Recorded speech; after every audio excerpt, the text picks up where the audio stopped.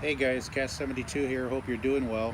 So, I have another mod today that I want to introduce to you guys in case you all happen to have the DJI Spark.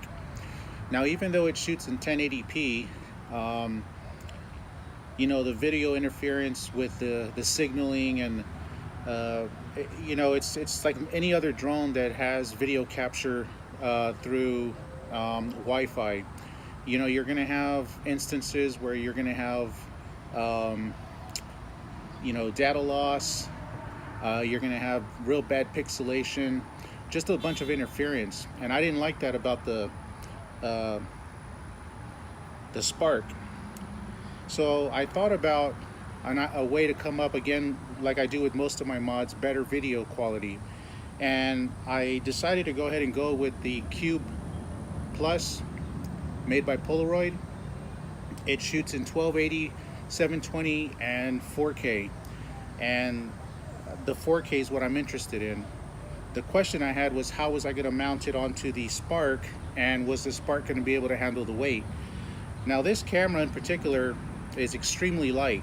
Probably one of the lightest little 4K cameras you can find out right now. That you can find out there right now, as opposed to the GoPro models. This still is significantly lighter. So the mod that I did is real simple, guys. I'll show you real quick. All I did was take some two-sided 20 rated pound double-sided tape, a pair of scissors, and I've already mounted it on here, but I'm going to show you what I did. I only had one washer. I got to get another one, but you can see what I did there. So basically what I did was I put the double-sided tape underneath the washer, cut around it perfectly, excuse me, and then stuck it to the battery side. Now, in my video that I'm going to demonstrate how it handles on the Spark, there was two places I mounted it. I mounted it on top of the Spark, kind of like this. But what I didn't like is that it was capturing the propellers as it was spinning. And the only way to eliminate that was to do some editing, which brought my video down quite significantly, and I didn't like the angle. So that's when I decided, okay, let me go ahead and put it underneath the battery and see how that works out. And so in doing so, it mounts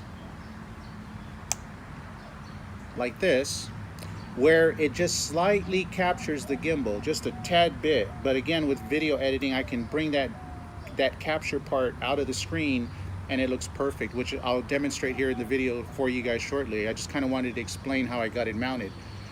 Now, for those of you that are saying, well, why didn't you just go and buy a 4K drone? The only 4K drone in this size that handles the distance that this does and is made of obviously good quality, because it's a DJI. It's not going to break on you unless, of course, you crash it or something to that effect, or lose it. Was the Unique Breeze 4K, but the distance on that thing was not good at all, and the flight times were pretty bad. Which brings to mind, you guys are probably going to wonder, well, how much of a flight do you get now that you added the Polaroid CUBE on there? The first video I did where it was mounted on top was 4 minutes and 83 seconds. When I did it on the bottom, that I believe was 5 minutes and 60 something seconds. So right off the bat, I haven't tested it yet thoroughly, but with those two videos, being one was 8, we'll round it off to 9, and the other one was 5, I say about 12 minutes. I don't know, but that's the video that I'll be doing next for you guys. We're gonna go ahead and test how long of a flight we can get on this. Today I just wanted to show you the differences between the quality that I'm getting now in 4K. I didn't even bother to do a 1080p video recording on the DJI, because I already know the 4K Polaroid CUBE is going to dominate it. I mean, the drone itself is awesome, but the video quality on it, I just don't like it. To me, it's real shoddy. I just don't like it. So that's the whole reason why I did this whole concept here. The other thing you guys might say is, well, how does it mount on there? I forgot to mention on the bottom of the Polaroid CUBE, it's got a little magnet. So what that magnet does is basically magnetizes itself to that washer, and it's a pretty strong bond. I mean, it's not going to fall off, guys, if you're in flight, if that's what you're concerned about. The other question you might have, is there any interference with the magnet on it, or the fact that it's a magnet? I was able to do my calibration fine with no issues. It didn't detect any odd magnetic field structures in any way, so obviously this had no effect.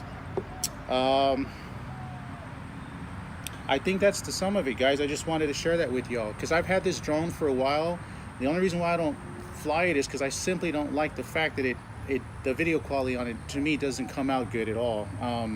There's some instances where you'll get it perfect, but then some sort of interference will mess it up, or it'll be distorted in some form or fashion. So to me, this was a simple fix, really easy. You know, I could just mount it on there, be on my way.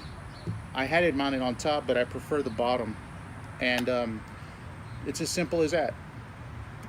Take it on, take it off. It's not an inconvenience in any way at all.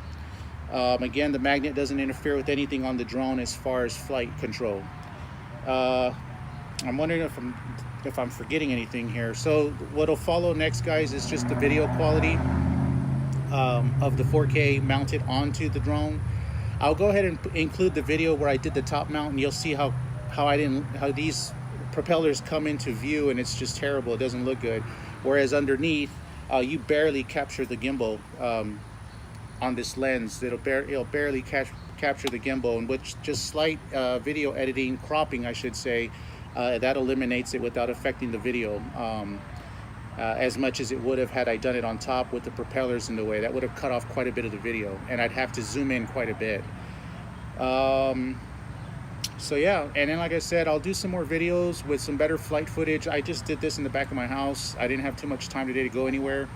And I will also include flight time total with the weight of the Polaroid on there, the Polaroid CUBE. So with that being said, guys, real simple, just a washer, double-sided tape, pair of scissors, and you've got yourself a 4K camera mounted on the Spark, and it can handle it pretty damn well without any issues.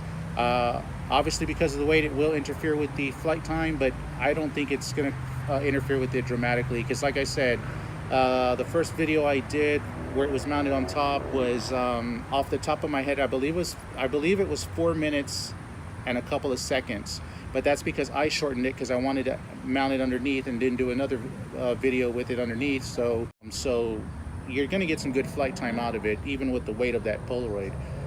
So anyway, I'm trying to think if I forgot anything. I don't think I did. So next is the video, guys. I hope you enjoy, and this is Cat 72, guys. Peace.